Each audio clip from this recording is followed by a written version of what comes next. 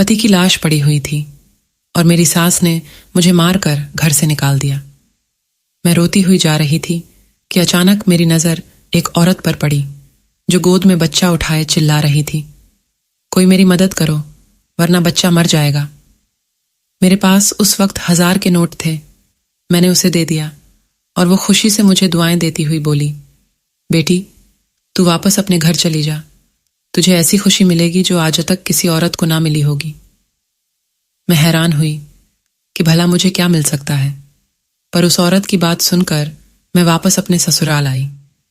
जैसे ही मेरी नज़र मेरे पति की लाश पर पड़ी तो मेरे सर पर आसमान टूट पड़ा। मेरे पति आज रोज से जल्दी अपने काम से घर आ गए थे। मैंने उनसे कहा, जल्दी से नहा लो, तब तक मैं खाना लगा देती हूँ। मैं और मेरी सास खाना खा चुके थे, सिर्फ मेरे पति ही बचे थे। मैं किचन में गई और जल्दी से फ्रिज खोली तो दोपहर की बची हुई सब्जी थी।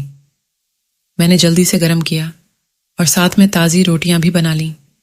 उसके बाद मैंने चूल्हे पर चाय के लिए पानी चढ़ाया, क्योंकि हम सब की आदत थी, खाने के तुरंत बाद हम चाय पीते थे। मैं खाना लेकर बाहर आई। मेरे पति और सास चौकी पर बैठे हुए थे। मैंने खाना लाकर अपने पति के सामने रख दिया। वो खाना खाने लगे। हम सब के चेहरे पर एक खामोशी थी, जबकि मेरी सास के चेहरे पर एक अजीब सी मुस्कुराहट थी जो मुझे कुछ गलत होने का संदेश दे रही थी। लेकिन मैंने इस ख्याल को झटक दिया। मैं नहीं जानती थी कि मेरी जिंदगी में आगे कौन सा तूफान आने वाला है। मैं उठकर किचन में आई तो देखा चाय उबल चुकी थी। मैंने चाय कप में छानी और ट्रे उठाकर बाहर निकल गई। लेकिन आगे का मंजर देखकर मेरे हाथ से ट्रे नीचे गिर गया और जैसे लगा किसी ने मेरी जान निकाल दी हो। मेरे पति चौकी पर लेटे हुए थे और जोर जोर से अपना सीना मसल रहे थे। मेरी सास घबराकर उनके हाथ पैर मल रही थी और साथ साथ कह रही थी, क्या हुआ अजीत, तुझे क्या हुआ, कुछ तो बता। मेरी सास चिल्ला चिल्ला कर रो रही थी। उनकी हालत देखकर मैं भागते हुए अपने पति के पास आई और उन्हें देखकर मैं भी चिल्लाने लगी। मेरे पति का सारा जिस्म नीला पड़ गया था और उनके मुंह से सफेद झाग निकल रही थी। वो अपना गला पकड़कर बिन पानी मछली की तरह तड़प रहे थे। इससे पहले मैं कुछ समझती या किसी को मदद के लिए बुलाती कि अचानक मेरे पति का जिस्म सूखकर कांटा हो गया और उनके आंखों की पुतलियां भी बेजान हो गईं। 2 मिनट में मेरी पूरी दुनिया खत्म हो चुकी थी। मेरे पति मुझे और अपनी माँ को अकेला छोड़कर इस दुनिया से जा चुके थे। मेरे सब कुछ मेरे पति ही थे। उनके इस तरह अचानक मौत ने मुझे दहला कर रख दिया। मैं बिल्कुल खाली हाथ रह गई थी। उनके अलावा मेरे आगे पीछे कोई नहीं था। हमारे घर का शोर सुनकर पड़ोसी और मोहल्ले वाले भी हमारे घर आ चुके थे और आगे का मंजर देखकर वो भी हैरान हो गए। अचानक मुझे अपने आसपास घुटन का एहसास हुआ और मेरी आंखों के सामने अंधेरा छा गया। मैं अपने आसपास की सभी चीज़ों को चकराती हुई महसूस कर रही थी। मैंने दीवार का सहारा लेने की कोशिश की, लेकिन मैं अपना सुध बुध खो बैठी थी और अगले ही पल में मैं अपने शरीर के सारे वजन के साथ जमीन पर गिर गई। मुझे होश आया तो मैंने खुद को अपने कमरे में पाया। मेरा सर अभी भी भारी था। मैंने इधर उधर देखा तो अगले ही पल में मेरे पति का बेजान वजूद मेरे नज़रों के सामने आया। मैं जल्दी से उठकर बाहर आई। सुबह हो चुकी थी। मैं पूरी रात बेहोश थी। मैंने देखा मेरे पति की लाश घर के बाहर पड़ी थी और मेरी सास उनके चारपाई से लगकर बैठी थी। उनकी आंखों को देखकर लगा जैसे वो पूरी रात रोई हो। जवान बेटे का गम जो था एक माँ करती भी तो क्या। फिर मैं जैसे ही अपने पति के लाश के पास पहुंची तो मोहल्ले की सारी औरतें मुझे देखकर एक दूसरे से कहने लगी, तो देख लो, हो गई महारानी की सुबह। कैसी बेशर्म औरत है, पति की लाश पड़ी है और यह अपनी नींदें पूरी कर रही है। अरे बेशर्म, कुछ तो शर्म कर। तेरी बूढ़ी सास कल शाम से ही चारपाई से लगकर बैठी है। पानी का एक घूंट भी इन्होंने नहीं पिया। फिर भी इन्हें तेरा ही ख्याल रहा कि तुझे उठाया ना जाए, कहीं तेरी तबीयत ना खराब हो जाए। इस हाल में भी इन्हें तेरा ही ख्याल रहा। और एक तू है जो पहले अपने पति को जान से मार डाली और फिर बेशर्मी से इस घर में रहकर अपनी नींदें भी पूरी कर रही है। अरे तुझे तो शर्म से डूबकर मर जाना चाहिए। ऐसे गुरूर से हमारे सामने खड़ी है। मैं हैरानगी से उनकी बातें सुन रही थी। वह कितनी सफाई से सारा इल्जाम मुझ पर डाल रही थी। मैं इसी सोच में थी। फिर मैं अपने पति के पास जाने लगी। चारपाई तक पहुंची ही थी कि मुझे लगा जैसे मेरा बाल कोई खींच रहा हो। मैंने जैसे ही मुड़कर पीछे की तरफ देखा तो मेरी सास मेरा बाल मुट्ठी में पकड़कर खींच रही थी। उन्होंने मुझे किसी अछूत की तरह खुद से दूर फेंका। मैं जाकर दरवाजे के पास गिरी। अपने आप को किसी तरह संभालते हुए मैं फिर से चारपाई के पास जाने लगी। तभी मेरी सास मेरी तरफ आई और उन्होंने एक जोरदार थप्पड़ मेरे मुंह पर मारा। मेरा मुंह लाल हो गया, गाल सूज गए और होंठ फट गए और खून बहने लगे। अभी मैं ठीक से संभल नहीं पाई थी कि उनकी बातों ने मेरे पैरों तले जमीन खींच ली। वो कह रही थी कि मेरी नजरों के सामने से दूर हो जाओ, तुम मेरे बेटे की कातिल हो। तुमने मेरे बेटे को मार दिया, उसकी जान ले ली। जब से मेरे बेटे की जिंदगी में आई है, उसकी जिंदगी नर्क से भी बदतर बनाकर रखती है। फिर भी तेरे कलेजे में ठंडक नहीं पड़ी कि तूने उसकी जान ले ली। मैंने उनके आगे हाथ जोड़कर कहा, मैंने कुछ नहीं किया, मैंने उनकी जान नहीं ली। मैं ऐसा क्यों करूंगी? भला वह मेरे पति थे। आप मुझे उनके पास जाने से ना रोकें। लेकिन मेरी सास पर मेरे किसी बात का असर नहीं हुआ। उन्होंने मुझे बाजू से पकड़कर गेट के पास ले जाकर धक्के मार मुझे बाहर निकाल दिया। मेरे ऊपर विपत्ति का पहाड़ टूट पड़ा।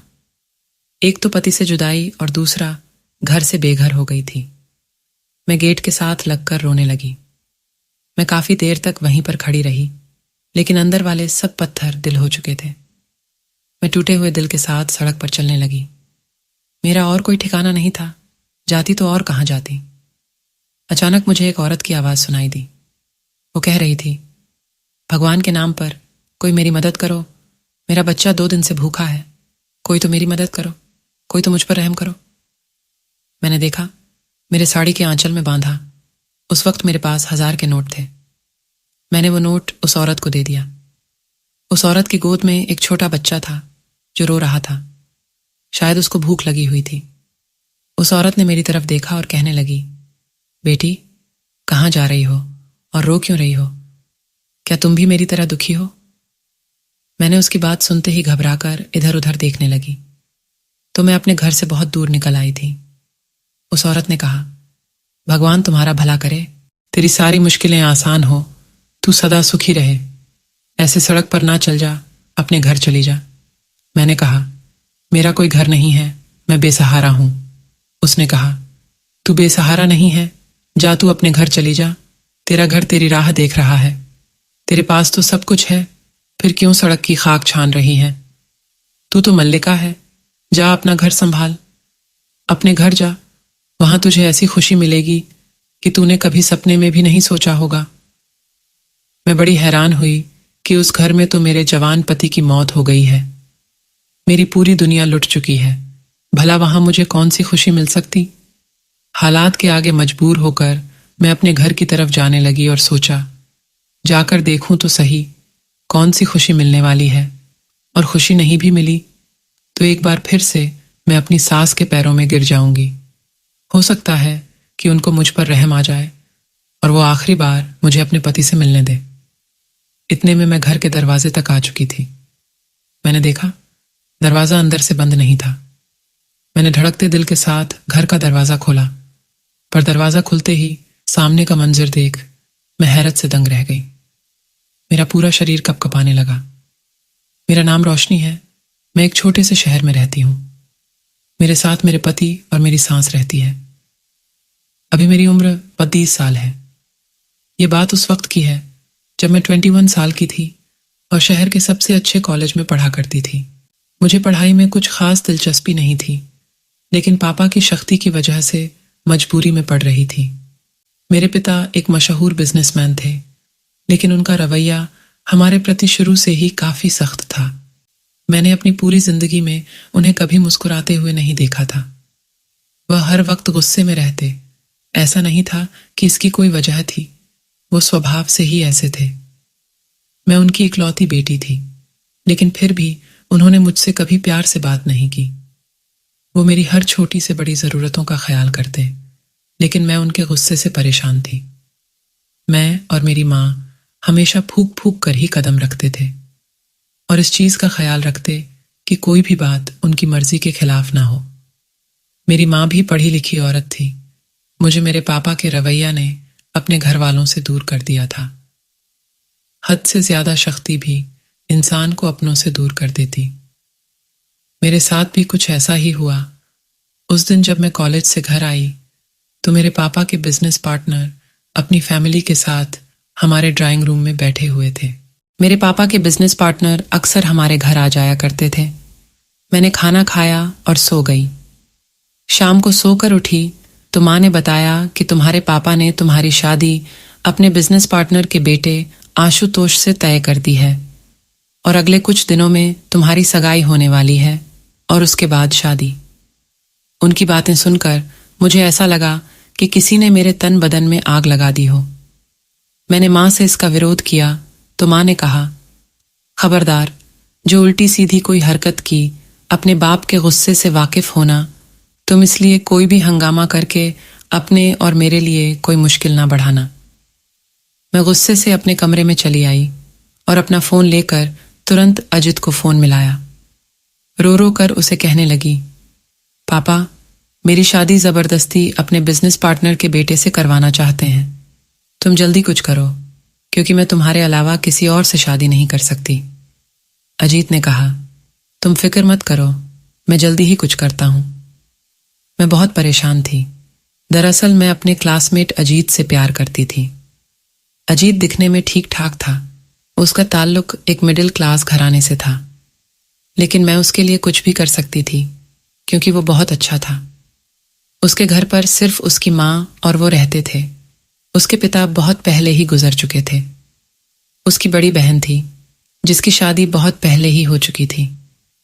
अजीत के पिता का एक छोटा सा कारोबार था जिसको अब अजीत ही संभालता था। लेकिन मुझे इस बात से कोई एतराज नहीं था, क्योंकि मैंने कभी भी अपने पैसे पर घमंड नहीं किया कि मैं बड़े बाप की बेटी हूं। दिन ऐसे ही गुजरते गए और मेरी सगाई आशुतोष से हो गई। लेकिन मैं इस शादी से खुश नहीं थी। धीरे धीरे करके मेरी शादी का दिन भी आ गया।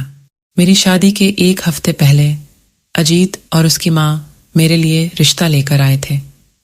ये सब देखकर मेरे पिता ने उन्हें बेइज्जत कर घर से निकाल दिया और मुझसे मेरी मोबाइल भी ले लिए।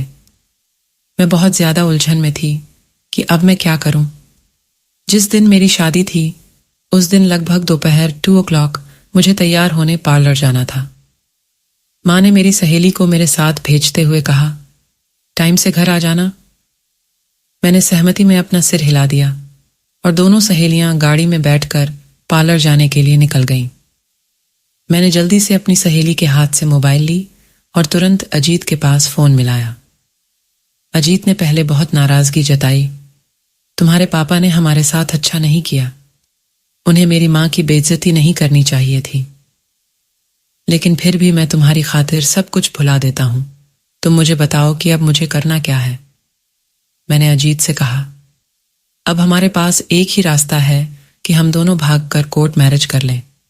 मैं पार्लर में हूं, तुम आओ और मुझे जल्दी लेकर जाओ। हम आज ही कोर्ट मैरिज कर लेते हैं। अजीत ने कहा, क्या यह सब ठीक होगा? मैंने कहा, सब कुछ ठीक ही होगा। मैं उनकी इकलौती बेटी हूं। धीरे धीरे करके वो सब कुछ भुलाकर मुझे अपना लेंगे।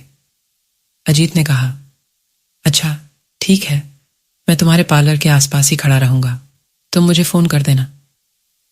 पार्लर के बाहर पहुंचते ही मैंने ड्राइवर को बहाने करके घर भेज दिया। उससे कहा, मेरे लहंगे का मैचिंग दुपट्टा घर पर ही छूट गया है, आप मुझे वह लाकर दे दीजिए, तब तक मैं तैयार होती हूं। ड्राइवर के जाने के बाद मैंने तुरंत अजीत को फोन मिलाया और उससे आने को कहा। वह अगले ही पल मेरे पास आ गया। मैंने अपनी दोस्त को सब कुछ समझा दिया था और उसके बाद में अजीत के साथ चली गई। हम दोनों ने मंदिर में जाकर शादी की और उसके बाद अजीत की दुल्हन बन उसके घर आ गई। मैं ये नहीं जानती थी कि मैंने यह कदम उठाकर कितनी बड़ी गलती की है। उधर जैसे ही मेरे माँ बाप को मेरे लापता होने की खबर मिली तो उन्होंने सातों आसमान एक साथ ही टूट पड़े। उन्होंने कभी सोचा भी नहीं था कि मैं ऐसा भी कुछ कर सकती हूँ। मेरे घर तो कयामत आ गई थी। मेरे पापा उसी वक्त मुझे जान से मारने के लिए निकले, लेकिन माँ ने उनका पैर पकड़कर कहा, इतना गुस्सा मत करिए, वह हमारी इकलौती बेटी है। भले ही आप उसे माफ न करें, लेकिन उसे बख्श दे। उसके साथ ऐसा कुछ न करें। माँ के लाख समझाने पर पापा किसी तरह माने। मुझे अजीत के घर आए 1 हफ्ता हो गया था, लेकिन मेरे मायके में खामोशी थी। मैं यह ना समझ सकी कि तूफान के आने के पहले हर तरफ खामोशी ही होती है। मैं सुकून से अपने ससुराल में जिंदगी गुजार रही थी। मेरी सास बहुत अच्छी थी। जिंदगी बहुत अच्छे से गुजर रही थी। मैंने अपनी पढ़ाई छोड़ दी थी, लेकिन अजीत ने अपनी पढ़ाई जारी रखी और साथ साथ वो अपना काम भी करते थे। मेरी सास आस पड़ोस के कपड़े सिलाई करती थी। मैंने भी उनके साथ रहते रहते सिलाई सीख ली थी। मेरे ससुराल वालों की स्थिति बहुत अच्छी नहीं थी। मुझे शुरू में परेशानी हुई, लेकिन धीरे धीरे मैं यहाँ एडजस्ट हो ही गई थी। इसी तरह हमारी शादी को 6 महीने गुजर गए। मुझे महसूस हुआ कि मेरी सास का रवैया मेरे साथ कुछ अजीब सा होता जा रहा है। वो बार बार मुझसे कहती थी कि अब तुम्हें अपने माँ बाप से मिलने चले जाने चाहिए, क्योंकि तुम उनकी इकलौती बेटी हो। वह तुम्हें याद करते होंगे और अब तक तो उन लोगों ने तुम्हें माफ भी कर दिया होगा। लेकिन मेरे अंदर इतनी हिम्मत नहीं थी कि मैं अपने बाप के गुस्से का सामना कर पाती। उनकी बातों पर मैं हर बार कोई ना कोई बहाना करके टाल देती। खैर, दिन गुजरते जा रहे थे। अजीत का रवैया भी मेरे प्रति कुछ अजीब सा होता जा रहा था। मैं उनसे उनके रवैया के बारे में पूछना चाहती थी। फिर सोचा हो सकता है काम का प्रेशर ज्यादा हो, इसीलिए परेशान हो। उस दिन भी हर रोज की तरह अजीत नाश्ता करके अपने काम पर चले गए थे। पीछे से मैंने अपने सारे काम निपटाए और सुकून से बैठ गई, क्योंकि अब मेरे पति को घर रात को ही आना था। कुछ देर बाद मैंने दोपहर का खाना बनाया और फिर मैंने और मेरी सास ने खाना खाया। खाना खाने के बाद मैं अपने कमरे में जाकर आराम करने लगी। तभी मेरे कानों में मेरे पति की मोटरसाइकिल की आवाज सुनाई दी।